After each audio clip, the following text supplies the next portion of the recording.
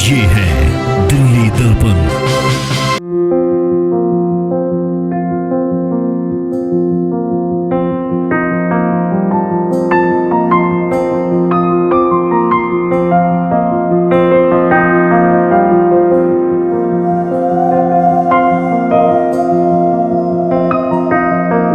साल 2020 में राम मंदिर का जो फैसला आया वो ऐतिहासिक रहा, जिसके बाद सभी रामलीला कमेटियों के अंदर एक उत्साह था। सभी रामलीला कमेटियां चाहती थी कि साल 2020 की जो रामलीला है वो भव्य रामलीला का आयोजन किया जाए, लेकिन ऐसा कोरोना की वजह से हो ना सका। कोरोना काल की वजह से सरकार की ऐसी गाइडलाइंस आई कि देश भर के अंदर जितनी भी रामलीला है वो हो नहीं पा रही है। इस वक्त हम मौजूद हैं रानी बाग में, और रानी बाग के हम मुल्तानी इलाके में मौजूद हैं, और यहाँ पर श्री नागरिक रामलीला व दशहरा कमेटी रानी बाग की तरफ से एक कार्यक्रम आयोजित किया गया है, जिसके अंदर जो वृक्षारोपण का कार्यक्रम है वो किया जा रहा है। यहाँ पर कई जो मुख्य अतिथि हैं यहाँ पर मौजूद हैं। कार्यक्रम हम आपको दिखा ही चुके हैं। अब चलते हैं वृक्षारोपण की तरफ, और वहाँ पर जाकर हम कुछ लोगों से बात करेंगे और जानने की कोशिश करेंगे कि रामलीला कमेटी ने इस बार जो बदला हुआ स्वरूप देखा है उसके बारे में वो क्या कुछ कहना चाहते हैं।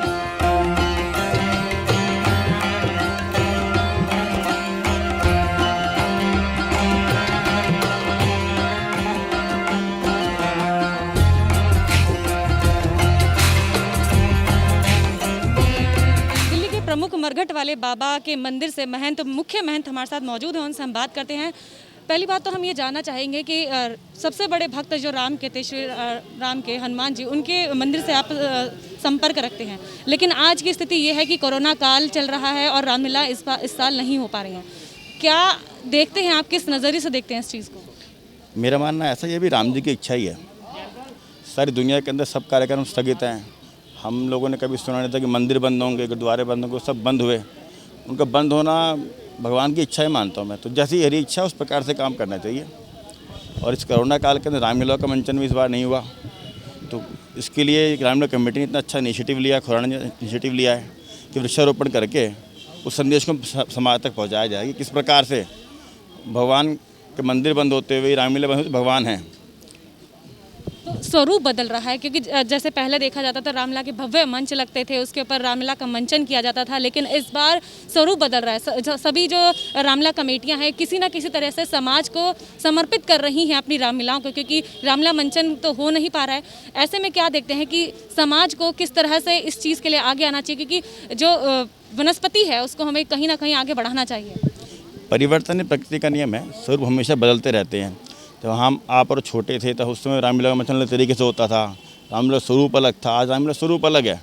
जिस प्रकार से इन्वायरमेंट फ्रेंडली रामलीला पिछले साल हुए, कोई इनिशिएटिव रहे, जैसे दुर्गा पंडालों के मंचों के अंदर इस बार शरणार्थियों के बारे में, जो मजदूर शरणार्थी थे जो यहाँ से वहाँ पलायन करें, उस तरह झांकियाँ बनाई गई हैं। तो परिवर्तन तो लगातार होते रहते हैं, और मुझे ऐसा लगता है कि इस साल का सब जगह का थीम पर्यावरण ही रहा है, और फिर देखते हुए कमेटी ने जो इनिशिएटिव लिया है बहुत अच्छा इनिशिएटिव है। क्या मरघट वाले बाबा की अगर हम बात करें, क्या वहाँ पर भी जो श्रद्धालु हैं उनकी संख्या कम हो रही है, और वहाँ पर किस तरह से जो सुरक्षा की दृष्टि है वो किस तरह से रखी जा रही है? मंदिर के ऊपर सारे सोशल डिस्टेंसिंग के जितने नॉर्म्स सब अपनाए गए हैं, और उसके अलावा लेकिन जनता खुद सजग है। छोटे बच्चे कम आ रहे हैं मंदिर में, बुजुर्ग कम आ रहे हैं मंदिर में, संख्या कम है, और ये अच्छा है। अभी कोरोना की महामारी के चलते जितना हम घर में रहेंगे, जितना हम पालन करेंगे इसका सोशल डिस्टेंसिंग का, उतना अच्छा है समाज के लिए। बाबा के भक्तों को क्या मैसेज देंगे कोरोना काल को देखते हुए? बाबा के भक्तों मैसेज भाव पहुँचाए तो भक्तों तक। और मेरा मानना यह है, इस कोरोना काल के अंदर यही मैसेज है कि सोशल डिस्टेंसिंग का पालन करें, सुरक्षित रहें, स्वस्थ रहें। मदन खुराना भी हमारे साथ मौजूद हैं, जो कि प्रधान है इस रामलीला कमेटी के। मदन जी, क्या कहेंगे, किस तरह से आपके जहन में आया कि वृक्षारोपण जैसा बड़ा कार्य करना चाहिए संस्था को, क्योंकि रामलीला का भव्य मंचन नहीं हो पा रहा है? क्या कहेंगे?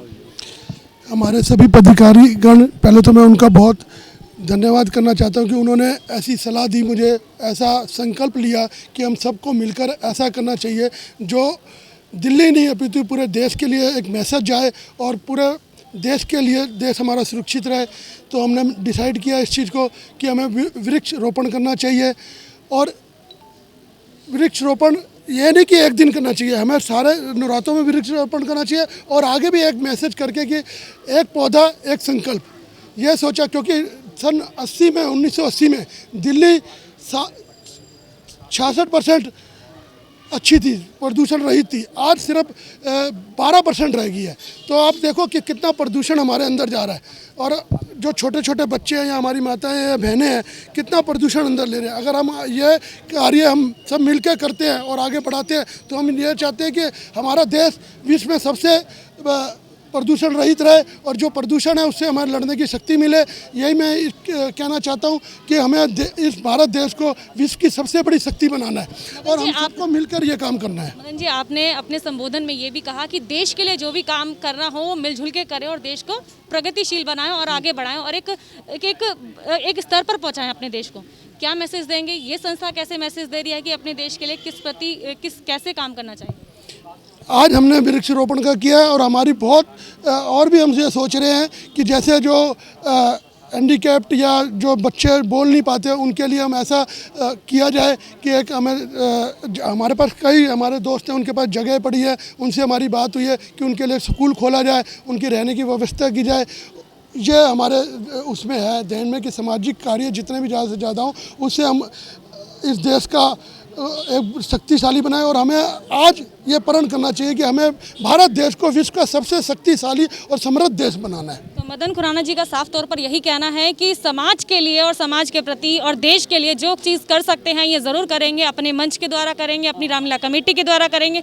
ऐसी चीज़ें हमें बहुत कम देखने को मिलती हैं। कुछ और लोग भी यहाँ पर मौजूद हैं, उनसे बात करते हैं, उसके बाद हम आपको दिखाएंगे कि यहाँ पर क्या कुछ हो रहा है। राष्ट्रीय अध्यक्ष अखिल भारतीय पंजाबी एकता मंच से हमारे साथ मौजूद है राष्ट्रीय अध्यक्ष कैलाश खुराना जी, उनसे बात करते हैं। कैलाश जी, आज स्वरूप बदल रहा है क्योंकि कोरोना महामारी ने लगातार सभी समाज के लोगों को परेशान भी किया है और एक सबक भी सिखाया है कि प्रकृति के प्रति हमें प्रेम करना चाहिए। और आज ये श्री नागरिक रामलीला और क्या कहते हैं दशहरा कमेटी की तरफ से ये स्वरूप बदल रहा है, क्योंकि आप इस बार मंचन की जगह आप वृक्षारोपण कर रहे हैं। क्या कहेंगे इस बदलाव को? मेरा इस पर यही कहना है, एक बहुत बड़ा संदेश कमेटी के माध्यम से समाज में देने का प्रयास किया गया है और इस प्रयास को सतत जारी रखना चाहिए। आपको स्वयं भी कहना, और मैं इस बात को अभी कह भी रहा था कि जितना मनुष्य प्रकृति के नज़दीक जाएगा उतना ही उसका जीवन स्वस्थ और सफल होगा। जितना प्रकृति से दूर जाएगा उतना ही हमें नुकसान उठाना पड़ता है, और इसका हमने देखा भी है। और कोरोना काल ने हमें सिखाया और बहुत अच्छी तरह से हमें एक नसीहत दी और हमें मौका भी दिया है।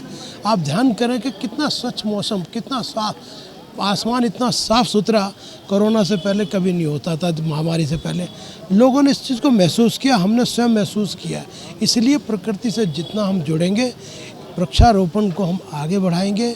इसी प्रकार से हम जब ऑक्सीजन, यही नहीं, प्रकृति के साथ साथ हमें औषधि कितनी देते हैं पौधे, ये सब चीज़ें महत्व हमें समझना होगा। और अब जितना भी कोरोना काल के समय में लोग घर में बैठे रहे, उन्होंने इस बात को चाहे यूट्यूब के माध्यम से, टेलीविज़न के माध्यम से, संचार के माध्यम से, अखबारों के माध्यम से ये सब चीज़ महसूस करी है कि बिना प्रकृति के उनका जीवन स्वस्थ और सफल हो नहीं सकता। जी, हम ये भी जानना चाहेंगे कि इस बार तो वृक्षारोपण हो रहा है, लेकिन अगली बार रामलीला का मंचन होगा। क्या अगली बार भी उस मंचन के साथ वृक्षारोपण को साथ साथ रखकर चला जाएगा, या फिर ये सिर्फ इस साल तक सीमित रहेगा? नहीं, ये एक साल तक अब सीमित नहीं रहेगा, क्योंकि एक बीड़ा उठाने का मतलब ये एक साल तक सीमित रखने का नहीं है। ये एक प्रण लिया है, एक संकल्प लिया है, ये सतत जारी रहेगा। यही आज संकल्प लिया गया और कमेटी की तरफ से निःशुल्क पौधे वितरित करने का जो बनाया गया है, मैं समझता हूँ इससे लोगों को और भी ज़्यादा उत्साह बढ़ेगा और लोग इस काम में आगे और बढ़ के आएंगे। तो हमने यहाँ पर कई लोगों से बात की, सभी का यही कहना है कि ये बहुत बड़ा बीड़ा है जो श्री नागरिक रामलीला व दशहरा कमेटी रानी बाग की तरफ से उठाया गया है, और ये बीड़ा अब इस साल तक सीमित रहने वाला नहीं है। ये सालों साल अब ये सिलसिला यूं ही चलेगा और समाज के प्रति ये लगातार कोई ना कोई कार्य करते रहेंगे। ऐसे ही तमाम अपडेट्स को, खबरों को जानने के लिए बने रहिए हमारे साथ। कैमरामैन सोनू के साथ मैं डिम्पल भारद्वाज, दिल्ली दर्पण टीवी।